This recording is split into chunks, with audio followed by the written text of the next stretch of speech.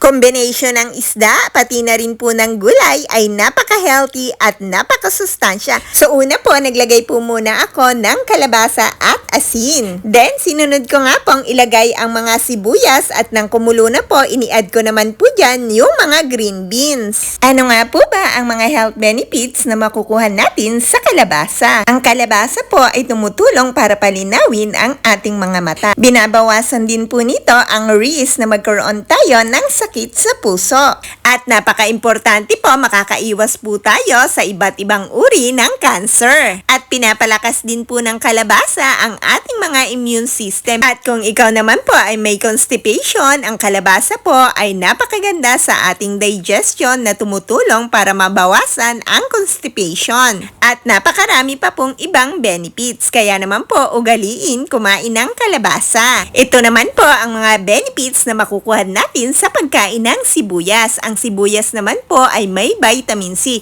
na tumutulong para labanan po ang sipon, ubo at iba pang impeksyon. At napakaganda po ng sibuyas sa ating mga puso dahil may taglay po yan na antioxidant sulfur compound na nakakatulong sa pagpapababa ng kolesterol at presyon ng dugo. Tumutulong din po yan para palakasin ang ating mga buto dahil may taglay po yan na vitamin K at calcium na napakahalaga at tumutulong sa pagpapatibay ng buto. At kung gusto mo naman po ng beauty secret, pampaganda ng balat, ang sibuyas po ay mayaman sa antioxidant na nakakatulong para labanan po ang pagkakaroon ng wrinkles o ang pag-slow ng aging at sa mga pimples. At napakarami pa pong ibang benefits ng sibuyas. At ang green beans naman po na nilagay ko ay napakarami din pong health benefits dahil nakakatulong po sa anti-aging, may antioxidant, mayaman po sa fiber at pinoprotektahan po niyan ang ating mga cell. Bukod pa nga po doon, binuboost niyan ang ating mga immunity and then may vitamin K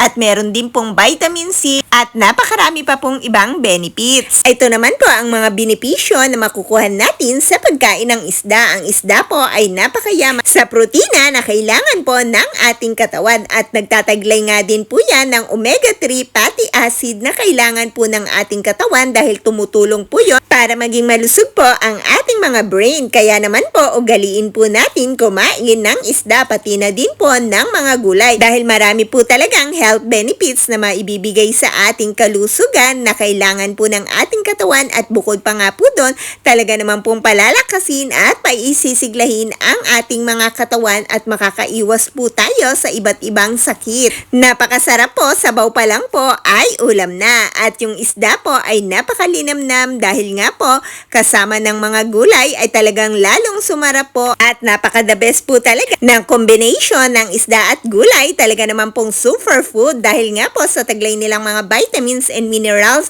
na talagang kailangan ng ating katawan para po tayo ay makaiwas sa napakaraming sakit at para din po palagi tayong malusog at masigla. So sana po guys ay may natutunan kayo at nagustuhan nyo ang recipe ko for today. Sana rin po guys ay pilitin nyo pong kumain ng mga healthy pagkain at umiwas sa mga unhealthy.